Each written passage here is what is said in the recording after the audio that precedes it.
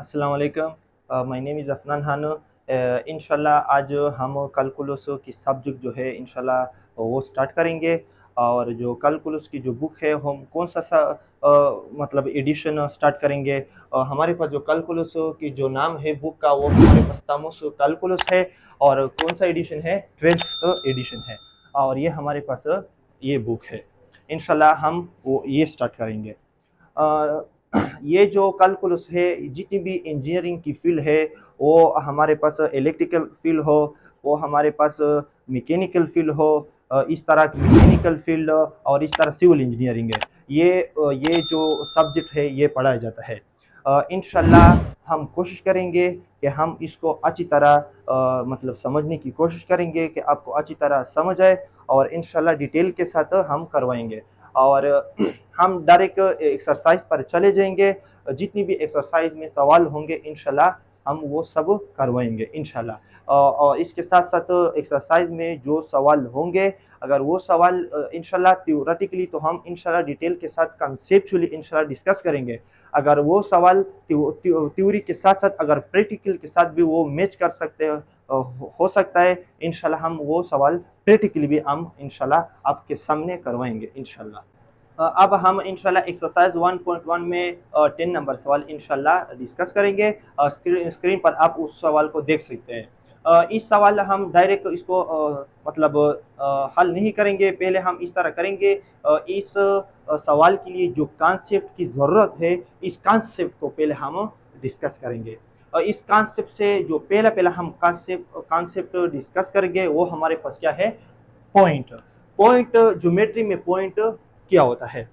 आसान भाषा में पॉइंट हम आपको इस तरह डिस्कस कर सकते हैं। हमारे पास ये मार्कर है, इस मार्कर के जरिए ये हमारे पास व्हाइट बोर्ड है। इस मार्कर के जरिए व्हाइट बोर्ड को आप टच करें, इस तरह आप उसको टच करें।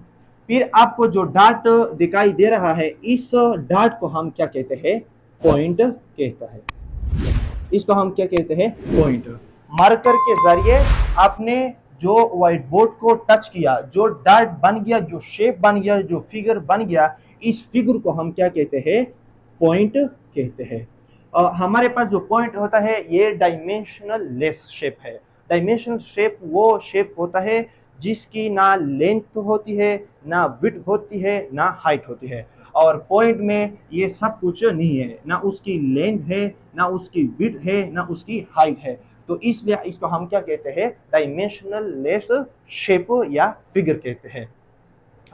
अब हम दूसरा कॉन्सेप्ट जो हमारे पास है वो लाइन है।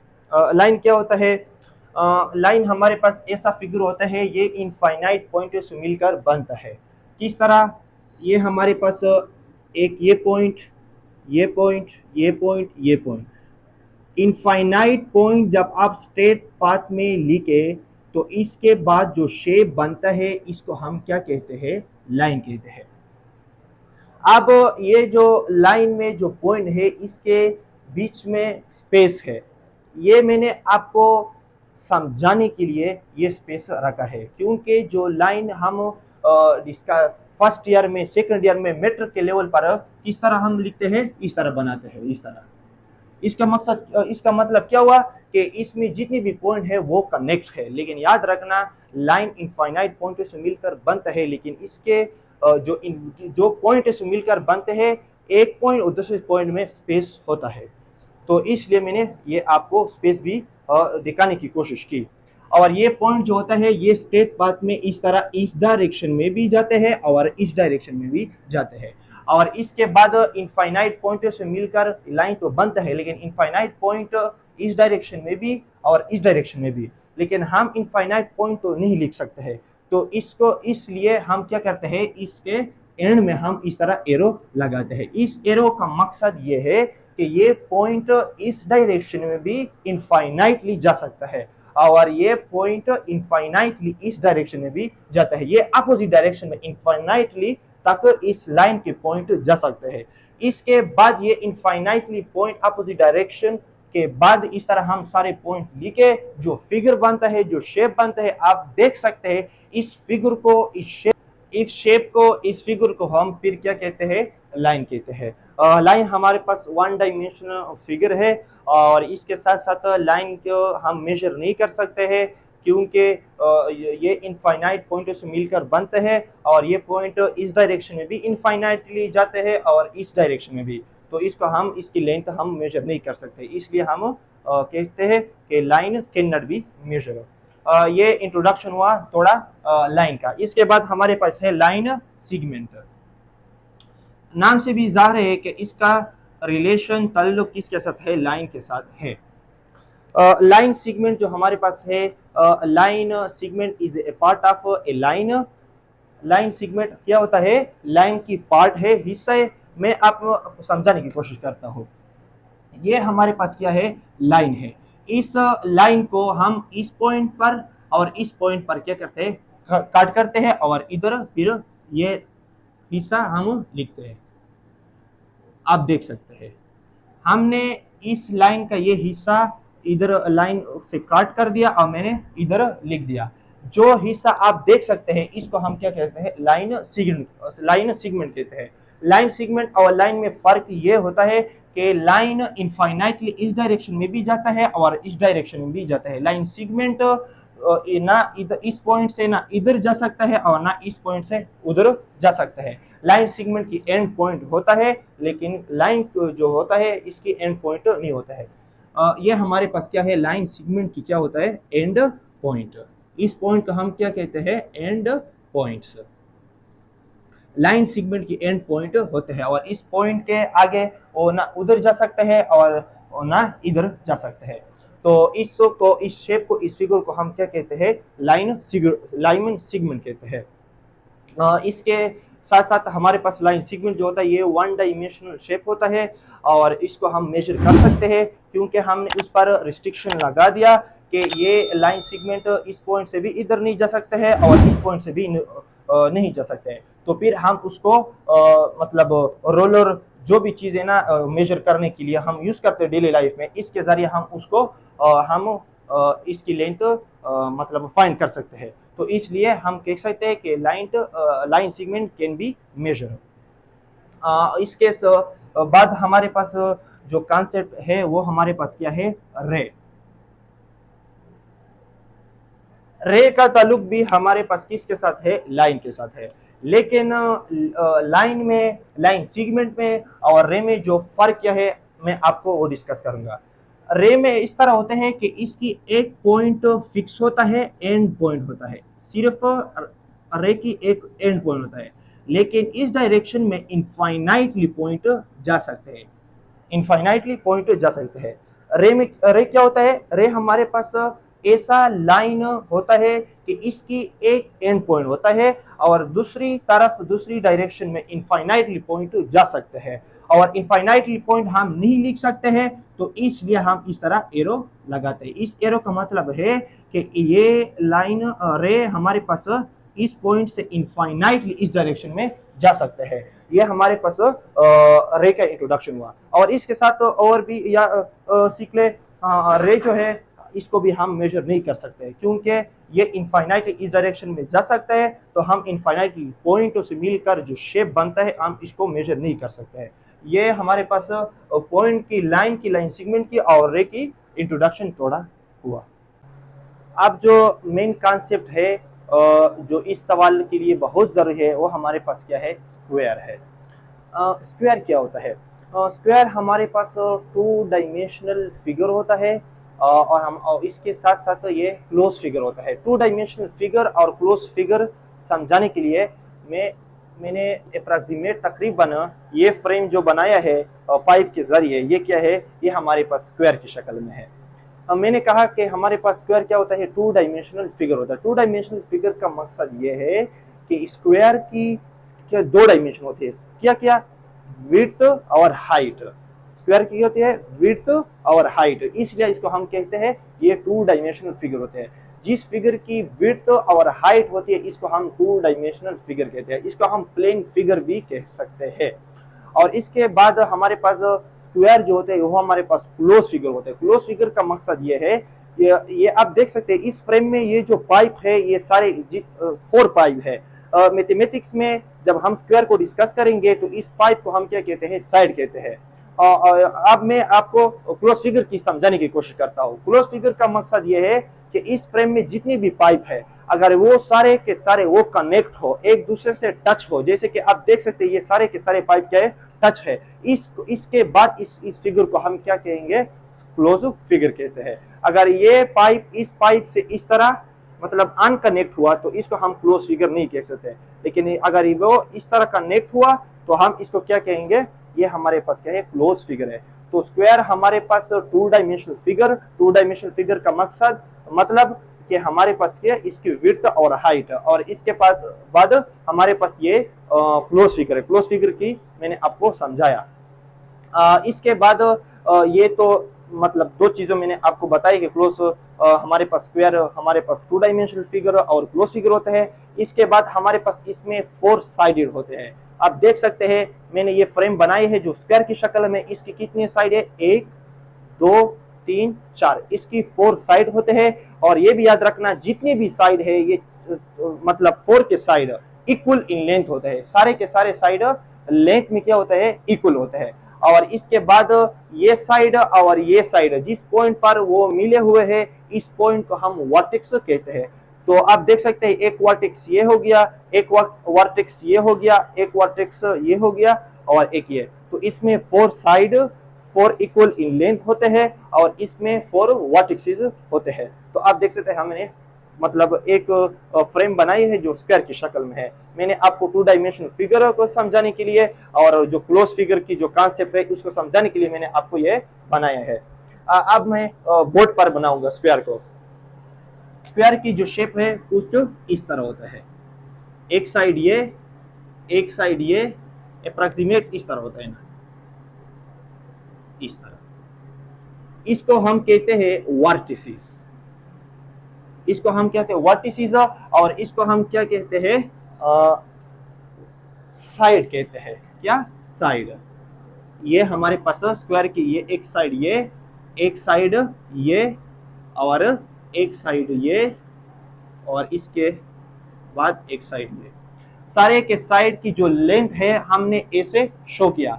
इस साइड को भी मैंने ए का नाम दिया, इसको भी ए, इसको भी ए, इसको भी ए, इसलिए क्योंकि ये स्क्वायर में जितनी भी साइड है इक्वल इन लेंथ होते हैं, इसलिए हमने एक सिंबल से सारे को शो किया।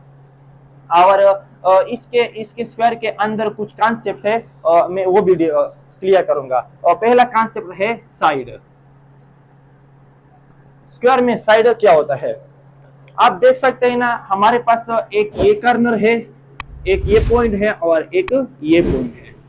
इस पॉइंट और इस पॉइंट जिस लाइन सेगमेंट के जरिए वो कनेक्ट हुआ है, इस लाइन सेगमेंट को हम क्या कहते हैं, साइड कहते हैं। तो हमारे पास ये क्या होगा, ए लाइन सेगमेंट स्क्वायर के अंदर, इसका नाम क्या होगा, साइड। अगर वो सिर्फ इसी तरह हो तो इसको हम क्या कहते हैं, लाइन सेगमेंट। लेकिन अब जब वो स्क्वायर में आ गया तो इसको हम क्या कहेंगे, साइड। तो हमारे पास ये भी साइड हो गया और इस तरह ये भी साइड है, क्योंकि ये भी दो वर्टिसेस को कनेक्ट किया है, इसने भी और इसने भी और इसने भी। ये हमारे पास क्या हुआ, साइड की डिफिनीशन। और इसके बाद हमारे पास स्क्वायर में एक और कॉन्सेप्ट है वर्टेक्स। वर्टेक्स का मतलब है हमारे पास एक ये साइड और ये एक ये साइड, जिस ये दो साइड जिस पॉइंट पर वो इंटरसेक्शन पॉइंट जिसका है, इस साइड का और इस साइड का जो पॉइंट ऑफ इंटरसेक्शन है, जिस पॉइंट पर वो कनेक्ट हुए हैं, इस पॉइंट को हम क्या कहेंगे, वर्टेक्स। क्या, वर्टेक्स। इस पॉइंट हम क्या कहेंगे, वर्टेक्स। तो इस तरह ये भी एक वर्टेक्स, ये भी वर्टेक्स, ये भी वर्टेक्स। वर्टेक्स हम वी से डिनोट करते हैं, क्योंकि इसकी जो नाम है वर्टेक्स, इसकी जो पहला से मतलब लेटर है वो वी से शो मतलब है, तो इसलिए हम वी से उसको शो करेंगे। तो ये हमारे पास साइड की इंट्रोडक्शन और वर्टेक्स की इंट्रोडक्शन हुआ। इसके बाद और मैं आपको स्क्वायर के मतलब कुछ पैरामीटर है तो उसको डिस्कस करना चाहता हूँ। और कॉन्सेप्ट है डायगोनल। डायगोनल क्या होता है, स्क्वायर के अंदर जो अनएडजेसेंट वर्टेक्स होते हैं। अनएडजेसेंट वर्टेक्स का क्या मतलब है? ये वर्टेक्स और ये वर्टेक्स, इसको हम क्या कहते हैं? अनएडजेसेंट वर्टेक्स। अनएडजेसेंट वर्टेक्स या स्क्वायर के अंदर इस वर्टेक्स के जो अपोजिट वर्टेक्स है, इस वर्टेक्स के अपोजिट वर्टेक्स ये है, ये वर्टेक्स जिस लाइन सेगमेंट के जरिए आप कनेक्ट करें, इस लाइन सेगमेंट को हम क्या कहते हैं? डायगोनल। इसको हम क्या कहते हैं? डायगोनल। तो ये वर्टेक्स और ये वर्टेक्स जिस लाइन सेगमेंट के जरिए मैंने कनेक्ट किया, इसको हम डायगोनल कहते हैं। और इसके बाद ये वर्टेक्स और हमारे पास ये वर्टेक्स, ये भी हम एक लाइन सेगमेंट के जरिए इसको भी कनेक्ट कर सकते हैं, तो इसको भी हम क्या कहते हैं? डायगोनल। तो स्क्वायर के अंदर दो डायगोनल होते हैं और दोनों diagonal, D1 diagonal, D2 diagonal, दोनों इसकी लेंथ भी इक्वल होते हैं। स्क्वायर के अंदर मैक्सिमम दो डायगोनल होते हैं और दोनों डायगोनल की जो लेंथ होती है वो इक्वल होते हैं। और इसके बाद मैंने आपको ये भी बताना चाहता हूँ, ये डायगोनल जो है और ये डायगोनल है, जिस पॉइंट ऑफ इंटरसेक्शन है और इसके बीच में जो एंगल है वो भी क्या, कौन सा एंगल होगा? 90 डिग्री। इसका मतलब ये है, मतलब ये है, जब मैंने दोनों डायगोनल जब स्क्वायर के अंदर ड्रा किए तो वो परपेंडिकुलर एक दूसरे को मतलब बाइसेक्ट करते हैं। और ये भी याद रखना, इस कॉर्नर में आप देख सकते हैं, इस कॉर्नर में भी एंगल है और इस कॉर्नर में भी एंगल है और इस कॉर्नर में भी एंगल है और इस कॉर्नर में भी एंगल है। ये साइड और ये साइड में जो स्पेस है इसको हम एंगल कहते हैं। और स्क्वायर के अंदर इस सारे एंगल जो है वो कितने होते हैं? 90 डिग्री एंगल होते हैं। ये सारे के सारे कितने एंगल है स्क्वायर के अंदर? 90 डिग्री। स्क्वायर में 4 एंगल, इंटीरियर एंगल सारे के सारे क्या है? 90 डिग्री। और मैंने आपको ये भी बताया कि जो डायगोनल है जिस पॉइंट ऑफ इंटरसेक्शन पर वो एंगल बनाता है वो भी क्या होता है? 90 डिग्री एंगल होता है। ये मतलब स्क्वायर की इंट्रोडक्शन और डिटेल के साथ हुआ। अब इंशाल्लाह जितना कॉन्सेप्ट मैंने पहले आप लोगों को बताया, जिस मकसद के लिए मैंने आप लोगों को बताया, इस मकसद के लिए पर हम हो चुके हैं।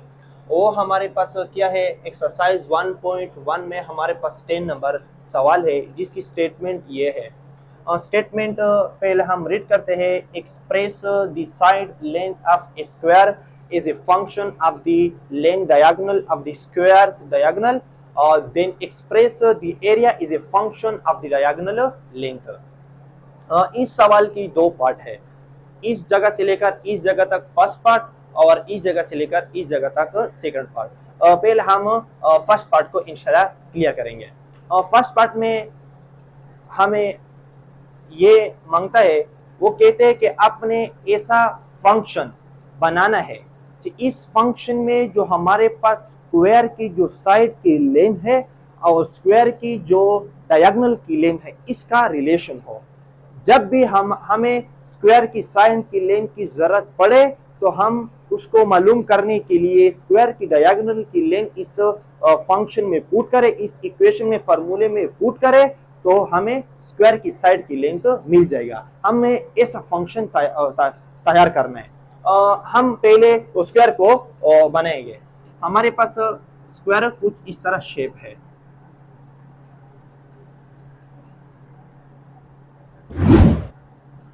ये हमारे पास क्या हो गया? स्क्वायर। और ये स्क्वायर की क्या है? ये हमारे पास स्क्वायर की साइड है। इसी तरह हमारे पास ये भी है। और ये हमारे पास क्या है? वर्टेक्स। ये वर्टेक्स ए, ये वर्टेक्स बी, ये वर्टेक्स सी, ये वर्टेक्स डी। अब इस वर्टेक्स सी को और इस वर्टेक्स ए को इस लाइन सेगमेंट के जरिए उस क्या कर दें? कनेक्ट कर दें। इसको हम क्या कहते हैं? डायगोनल।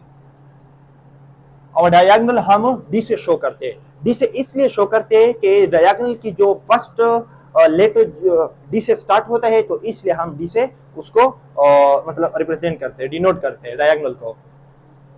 अब हम क्या करेंगे? वो कहते हैं ये स्क्वायर की जो साइड की लेंथ है इस और जो स्क्वायर की जो डायगोनल की लेंथ है, आपने ऐसा फंक्शन बनाना है कि इस फंक्शन में, इस फार्मूला में, इस इक्वेशन में जो हमारे पास स्क्वायर की जो साइड की लेंथ है और स्क्वायर की जो डायगोनल की लेंथ है इसका आपस में रिलेशन हो।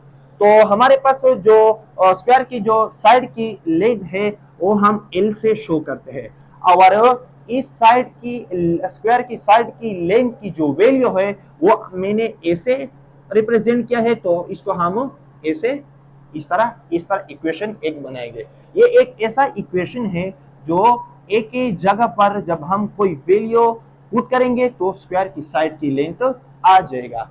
और फॉर एग्जांपल आप कहते हो कि एक ही जगह हम 3 पुट करते हैं तो आपको 3 यूनिट स्क्वायर की साइड की लेंथ आ जाएगा। ये यूनिट मतलब सेंटीमीटर भी हो सकता है, लेंथ की यूनिट, लेंथ की जो यूनिट होता है वो सेंटीमीटर भी है, इस तरह मीटर भी है, इंच भी है। मैंने जनरली यूनिट लिखा। अब हमने ये तो फंक्शन है, ये तो स्क्वायर की साइड की लेंथ आपको देता है, लेकिन एक को जब हम पुट करेंगे वो कहते हैं कि आपने ऐसा फंक्शन बनाना है जिस फंक्शन में जो स्क्वायर की साइड की जो लेंथ है एल है और जो हमारे पास स्क्वायर की जो डायगोनल की लेंथ है इसमें आपस में रिलेशन हो। तो हम क्या करेंगे, इस ए के जो ये जो हमारे पास ए है इसको हम रिप्लेस करेंगे, ऐसा इक्वेशन बनाएंगे तो हम ए को रिप्लेस करेंगे। अब हम किस तरह वो इक्वेशन बनाएंगे, अब इस तरह करेंगे। एक बात तो दूसरा भी याद रखना, हमारे पास जो डायगोनल है, ये डायगोनल जब इस तरह हम बनाता है तो वो स्क्वायर को 2 हिस्सों में तकसीम करता है। हमारे पास दो हिस्से किस तरह होता है आप देख सकते हैं। अगर हम इस तरह करें तो ये हिस्सा आप देख सकते हैं, ये हमारे पास एक आइसोसेलेस राइट एंगल ट्रायंगल है। आइसोसेलेस राइट एंगल ट्रायंगल में ये जो साइड है और ये जो साइड है ये स्क्वायर की साइड है और ये हमारे पास जो हाइपोटेन्यूज है वो हमारे पास स्क्वायर की डायगोनल की लेंथ है। आइसोसेलेस राइट एंगल ट्रायंगल क्या होता है? Isosceles right angle triangle, isosceles right angle triangle ऐसा ट्रायंगल जिसमें एक एंगल 90 डिग्री हो और इसकी 2 साइड, कोई भी 2 साइड इक्वल हो। आप देख सकते हैं अगर हम इस तरह करें तो आप देख सकते हैं ये हमारे पास आइसोसेलेस राइट एंगल ट्रायंगल है। इसमें 2 साइड, एक ये साइड और ये साइड इक्वल है, क्योंकि ये जो राइट एंगल ट्रायंगल की ये जो 2 साइड है ये स्क्वायर की साइड है और स्क्वायर की साइड इक्वल होते हैं, तो इसलिए हम इसको आइसोसेलेस राइट एंगल ट्रायंगल होता है। और इसके बाद आप देख सकते हैं इसमें वो कितना एंगल बनाता है, 90 डिग्री, क्योंकि स्क्वायर के ये जो एंगल है राइट एंगल ट्रायंगल का ये बसते खुद बेसिकली स्क्वायर का है। और स्क्वायर को मैंने अपने पहले कॉन्सेप्ट में बताया था कि स्क्वायर में जितनी भी इंटीरियर एंगल, अंदरूनी एंगल होते हैं वो 4 होते हैं और वो सारे के सारे कितने, 90 डिग्री होते हैं। तो ये एक आइसोसेलेस राइट एंगल ट्रायंगल है। इस आइसोसेलेस राइट एंगल ट्रायंगल पर हम पाइथागोरस थ्योरम अब अप्लाई करेंगे। तो पाइथागोरस थ्योरम जब हम अप्लाई करेंगे, पाइथागोरस थ्योरम कहता है जो राइट एंगल ट्रायंगल होता है जो हमारे पास ये है, इसकी हाइपोटेन्यूज का स्क्वायर, ये हमारे पास जो डायगोनल है इसको हम राइट एंगल ट्रायंगल में इसको हम क्या कहते हैं, हाइपोटेन्यूज। तो कहते हैं कि हाइपोटेन्यूज का स्क्वायर डी स्क्वायर और ये साइड का स्क्वायर जो ऐसे हमने शो किया है और ये साइड का स्क्वायर, इस साइड का स्क्वायर, इस साइड को स्क्वायर जब हम प्लस करते हैं तो वो इक्वल होता है इस हाइपोटेन्यूज का स्क्वायर का। ये पाइथागोरस थ्योरम कहता है। अब हम क्या करेंगे, इसको हम ऐड करेंगे। जब हम इसको ऐड करेंगे तो कुछ इस तरह हो जाएगा, 2a स्क्वायर, ये दोनों इक्वल है, सेम है, तो हम उसको ऐड करेंगे तो 2a स्क्वायर आ जाएगा। अब हम ऐसे करेंगे, ये जो 2 है हम इधर इक्वलिटी के इस तरफ शिफ्ट करेंगे, तो d square divided by 2 is equal to a square. अब हम ऐसे करेंगे, बोथ साइड हम स्क्वायर रूट लेंगे, तो हमारे पास आ जाएगा 2d divided by 2 square the root is equal to a। ये हमारे पास a की वैल्यू आ गया। a की वैल्यू हमारे पास क्या है, d divided by 2 square the root. इस इक्वेशन में ये हमारे पास क्या है, ये जो स्क्वायर है इसकी जो साइड की लेंथ है वो ए है, और जो डी है वो हमारे पास जो स्क्वायर की डायगोनल की लेंथ है इसका वैल्यू है डी, जो मैंने सपोज किया है। अब हम क्या करेंगे, इसको हम इक्वेशन 1 करेंगे। तो अब हम ऐसे करेंगे, इक्वेशन 1 में जो ए है उसको रिप्लेस करने हैं इस वैल्यू पर। तो हम कहेंगे replace a by d divided by 2 square the root. तो इक्वेशन फंक्शन या फॉर्मूला हमें इस तरह होगा, d divided by 2 square the root. ये हमारे पास फंक्शन बन गया। ये हमारे पास इस तरह फंक्शन है। इस फंक्शन में एल क्या है, डी क्या है। हमने ऐसा फंक्शन बनाया, ऐसा इक्वेशन, ऐसा फार्मूला बनाया जिसमें जो स्क्वायर की जो डायगोनल की लेंथ है और जो साइड की लेंथ है जो एल है इसका रिलेशन है। और ये हमसे फर्स्ट पार्ट में मांगा था। ये हमारे पास फर्स्ट पार्ट हो गया। इंशाल्लाह सेकंड पार्ट अब फिर हम डिस्कस करेंगे। अब हम सेकंड जो पार्ट है इस स्टेटमेंट का जो हमारे पास है, then express the area is a function of the diagonal length. इससे पहले हम एरिया की इंट्रोडक्शन करते हैं। हमारे पास एरिया क्या होता है ये याद रखना, एरिया जो है ये 2 डायमेंशनल फिगर का सिर्फ होता है। एरिया सिर्फ 2 डायमेंशनल फिगर का होता है। मैंने आपको 2 डायमेंशनल फिगर क्या होता है, 2 डायमेंशनल फिगर वो होता है जिसकी लेंथ और हाइट होता है या विड्थ हाइट होता है। तो हमारे पास एरिया की डिफिनीशन पहले हमें आपको कंसेप्चुअली डिफिनीशन जो है वो क्लियर करता हूं।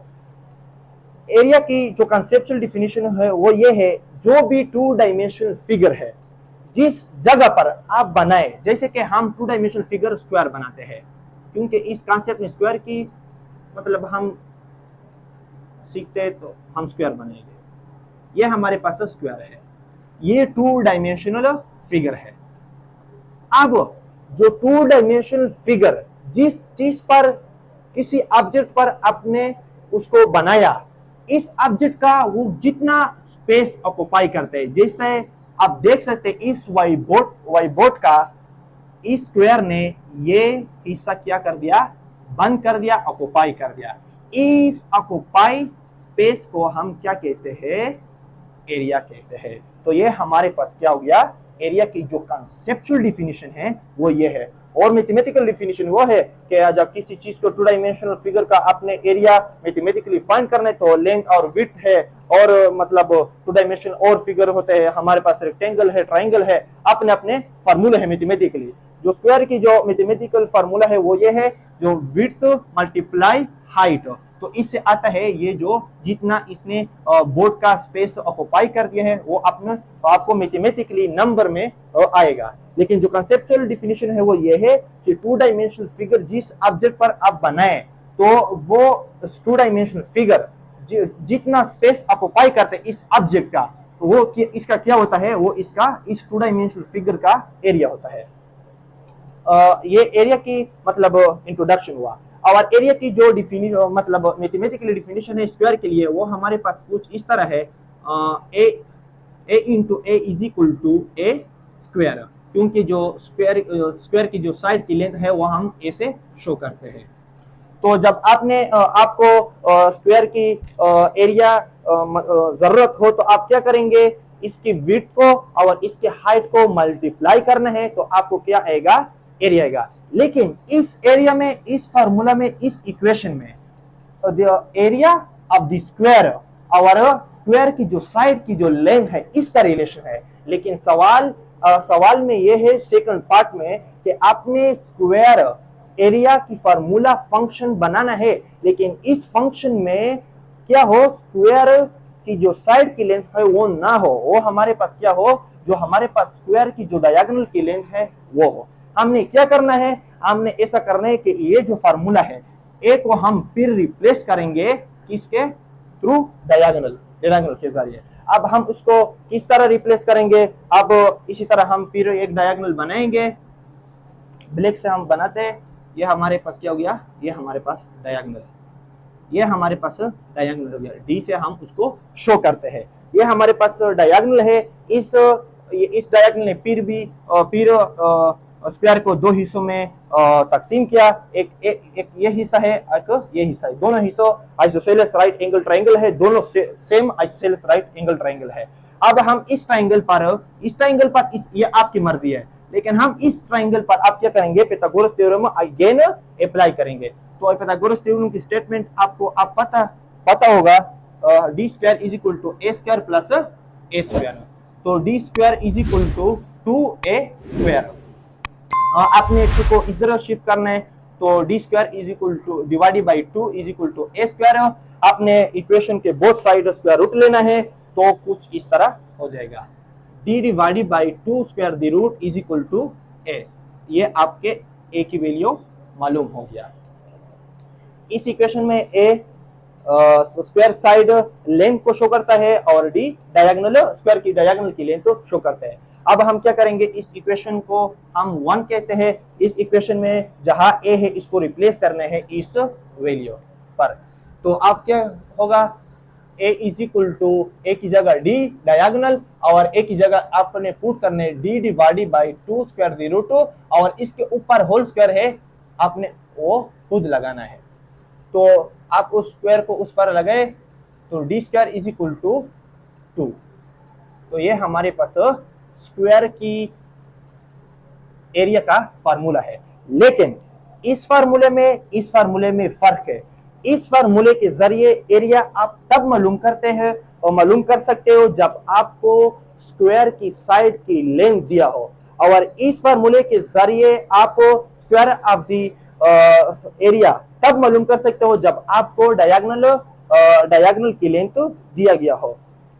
और ये भी याद रखना, इस फार्मूले में और इस फार्मूले में फर्क क्या है, रिजल्ट दोनों एक जैसे है। अगर आप ऐसा करो, हमारे पास एक स्क्वायर है, इसमें एक ही जगह आप वैल्यू पुट करें, इसको जब वैल्यू आएगा, और अब ऐसा करो जो मतलब एक की वैल्यू आपने लिया है, जैसे कि हम उसको 3 लेते हैं और इसको हम 3 लेंगे क्योंकि साइड इक्वल होता है। तो आपने क्या होगा, इसमें पुट करना है 3 को, तो 9 यूनिट आएगा। तो 9 यूनिट आएगा। अब जब इस स्क्वायर की जब हम डायगोनल पुट करेंगे इस फार्मूले में, तो इससे भी वही रिजल्ट आ जाएगा जिस रिजल्ट इससे आया है। ये मैं आपको इंशाल्लाह प्रैक्टिकली अब करवाऊंगा। मैंने आपको सिर्फ ये डिस्कस किया कि इस फार्मूले में फर्क इतना है कि ये इसमें side length of the square है और इसमें diagonal length of the square है। रिजल्ट दोनों एक जैसे है। अब मैं आपको प्रैक्टिकली करवाऊंगा। अब हम ऐसा करेंगे, मैंने ये फार्मूला हमारे पास स्क्वायर की एरिया के लिए है और ये भी है। मैंने आपको कहा कि इसमें डिफरेंस क्या है। इसमें डिफरेंस ये है कि इसमें जो ए है ये स्क्वायर की साइड की लेंथ है, और इसमें जो डी है इसमें वो क्या है, वो हमारे पास स्क्वायर की डायगोनल की लेंथ है। अब मैंने आपको कहा कि इसके रिजल्ट जो होते हैं, आउटपुट वैल्यू जो होता है वो सेम है, सिर्फ इसमें इस फंक्शन में एरिया ऑफ द स्क्वायर और side of the square of the length का रिलेशन है आपस में, और इस फार्मूले में diagonal length of the square और area of the square relation है। लेकिन जो आउटपुट वैल्यू होगा, रिजल्ट होगा, वो सेम होगा। ये मैंने पहले भी आपको दिखाया था, अब मैं फिर दिखाता हूँ। ये हमारे पास एक फ्रेम है, ये जो स्क्वायर की शक्ल में है, ये मैंने फाइंड कर दिया है टेप के जरिए। इसकी साइड की जो लेंथ है वो हमारे पास कितना है, 9 इंच है। और इस तरह ये सारे के सारे इक्वल होते हैं, तब एक 9 इंच होगा तो दूसरा भी 9 इंच है। अब हमारे पास ये भी 9 इंच है, ये भी 9 इंच है। अब हम ऐसे करेंगे, ये जो डायगोनल है ये हमारे पास अननोन है, ये हमें पता नहीं है। अब इसको फाइंड करेंगे। किस तरह फाइंड करेंगे, इसका लिए हमारे पास ये फार्मूला है। ये फार्मूला मैंने पहले आपके सामने डिराइव किया था। अब हम इसी तरह करेंगे कि इस 2 स्क्वायर द रूट को हम इधर शिफ्ट करेंगे इज इक्वल टू डी। अब हम ऐसे करेंगे कि एक ही जगह हम 9 इंच पुट करेंगे। जब हम उसको 9 इंच पुट करेंगे तो हमारे पास क्या होगा, 9 divided by 2 square the root is equal to d. ये हमारे पास क्या हो गया, ये हमारे पास डायगोनल हो गया। अब इस डायगोनल की वैल्यू कितना है, ये हमारे पास है 9 2 square the root. 92 square the root. इस ऐसा स्क्वायर जिसकी साइड की लेंथ 9 इंच हो, इस डायगोनल की इस स्क्वायर की डायगोनल की लेंथ जो होगी वो हमारे पास कितना होगा, 9 मल्टीप्लाई 2 स्क्वायर दी रूट। अब उसको कैलकुलेट करते हैं।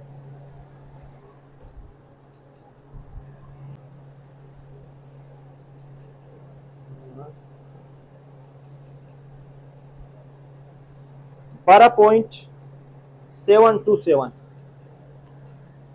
ये जो वैल्यू है b इज इक्वल टू 12.727, ये हमारे पास इस स्क्वायर की डायगोनल की लेंथ है। उस स्क्वायर की डायगोनल की लेंथ है जिस स्क्वायर की साइड की लेंथ हमारे पास 9 इंच है। अब हम क्या करेंगे, ये जो हमारे पास ये जो फार्मूला है, इस फार्मूले में जो इस स्क्वायर की जो एरिया है इसका रिलेशन साइड के साथ है और इसमें डायगोनल। अब हम ऐसे करेंगे, इस फार्मूले में साइड की लेंथ पुट करेंगे और इस फार्मूले में डायगोनल की वैल्यू पुट करेंगे, तो हम देखेंगे कि इसकी आउटपुट रिजल्ट सेम है का नहीं। पहले हम साइड ये फर्स्ट फार्मूला जो हमारे पास a is equal to A square, हम इसकी रिजल्ट हम फाइंड करेंगे।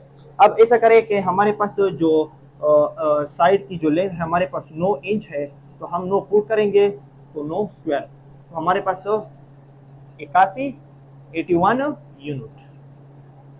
लेकिन हमारे पास ये यूनिट लेंथ के हमने इंच लिया है तो हम इंच लेंगे, इंच स्क्वायर।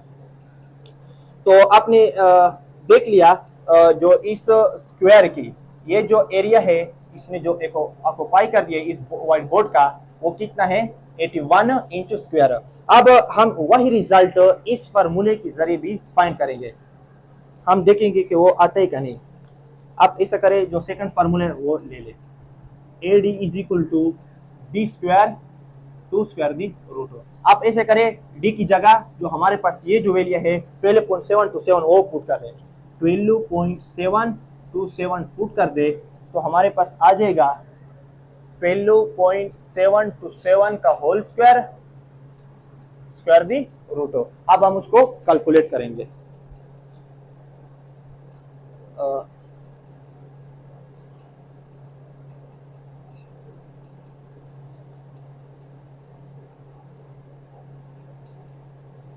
सॉरी, ये जो फार्मूला है इस फार्मूले में जो हमारे पास ये 2 स्क्वायर रूट नहीं है, ये सिर्फ हमारे पास 2 है, इसलिए कैलकुलेशन में हाँ मिस्टेक आ रहा था।